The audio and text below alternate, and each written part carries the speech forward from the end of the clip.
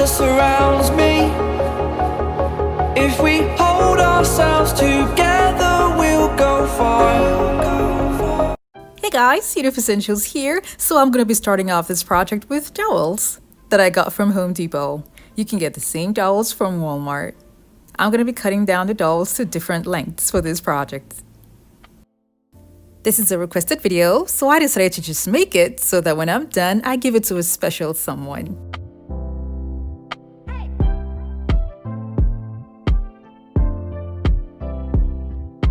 If you're new to my channel, it's so great to have you here. Now don't forget to click on the subscribe button and that notification bell so you don't miss out on any of my latest videos.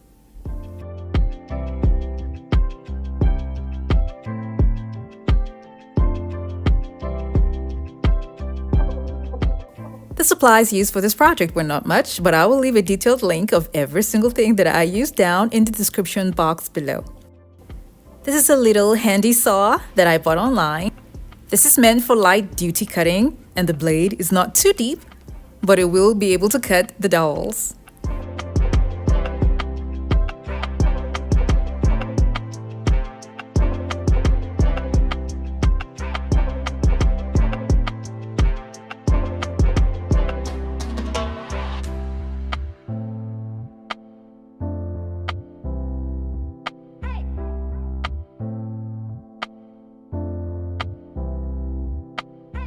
I'm gonna have 4 different sizes of cutouts from the dowels, and here they are. I arranged them like this because on the boards that I'll be using 2 actually, one for the top and one for the bottom. Now I don't have a board that's round for the bottom, so I decided to just cut a board that I already have at home. The dowels are going to be attached to both boards.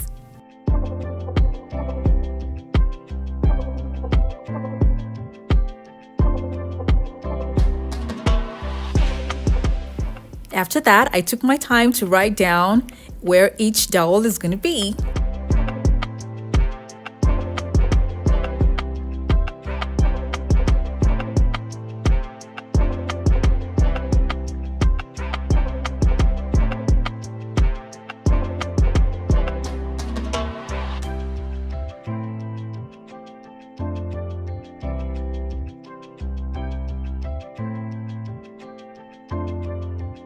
I'm going to repeat the same arrangement on 2 sides of the board, leaving me with 3 patterns that are the same.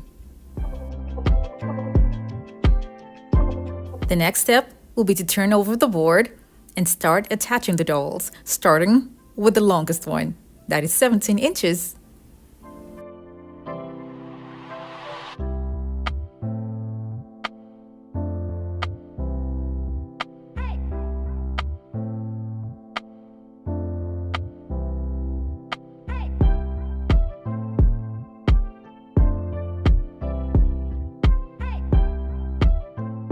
I'll be using smaller dowels to give me the exact spacing that I will need before attaching the next 17 inches long dowel that I have cut.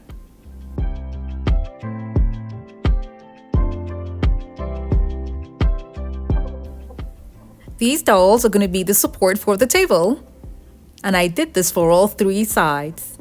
When I was done with that, I then later attached the base.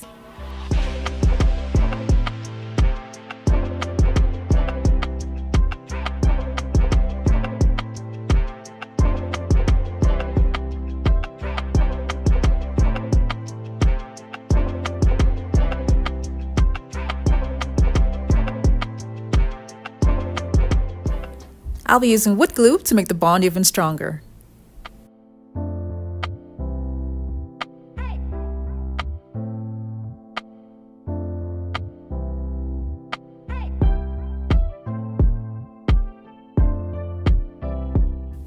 I left it overnight to dry. And then I realized that in the design, I will need to elevate it just a bit. So because of that, I'll be using these embroidery hoops as the base. They come in 2, so I'll be gluing them together and attaching it to the bottom of the table.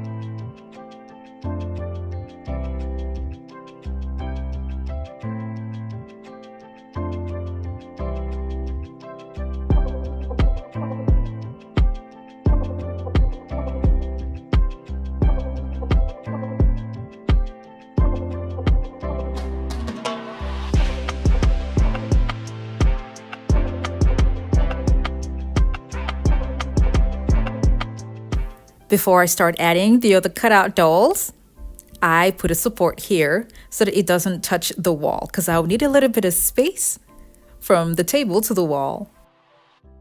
I'm following the design that I see on the picture, and all the dolls that I'll be attaching would just be on each other. Meanwhile, the very first set of dolls that I had attached, which are the 17 inches, those are the support for the table.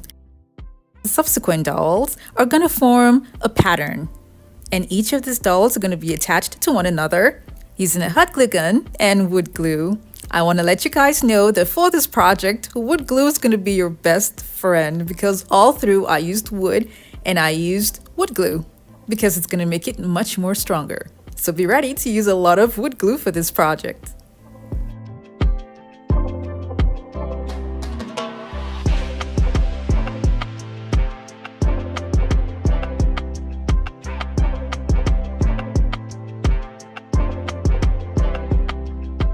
When I was done, I took it out and covered all the dolls with Mod Podge.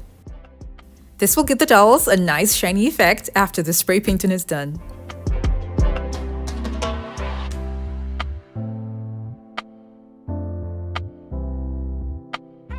I left it outside to dry for a bit, and then I came in and took a flexible board and cut it into strips that I'm gonna cover with gold reflective paper.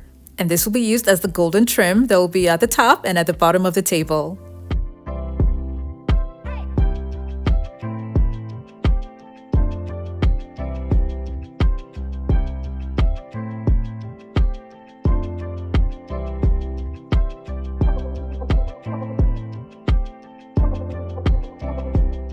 Because I'm doing this after I have attached the dolls, I'm gonna have to cut what I've made into smaller pieces for these other sections that are in between. Now I'm going to go ahead and use wood glue in between the trim and the piece of wood that I have at the top and at the bottom. To avoid this, I'll recommend cleaning off the glue from the surfaces of the dolls as you are attaching them to one another. All I'm doing now is painting the outer sides of the wood. I'm going to keep that aside and then use gems that I got from Walmart to cover up the top of the dolls.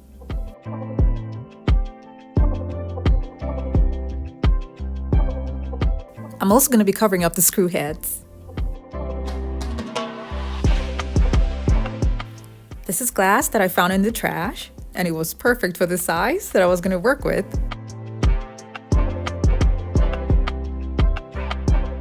So I picked it up, cleaned it, and then I'm going to be spray painting just one side of the glass.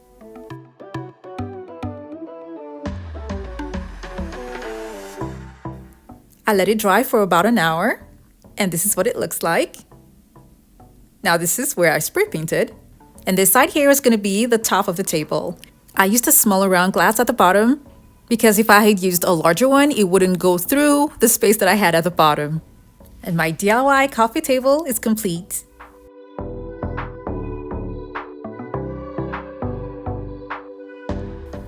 I just love the way this table turned out, and I didn't really spend much making this compared to the actual things sold in the stores.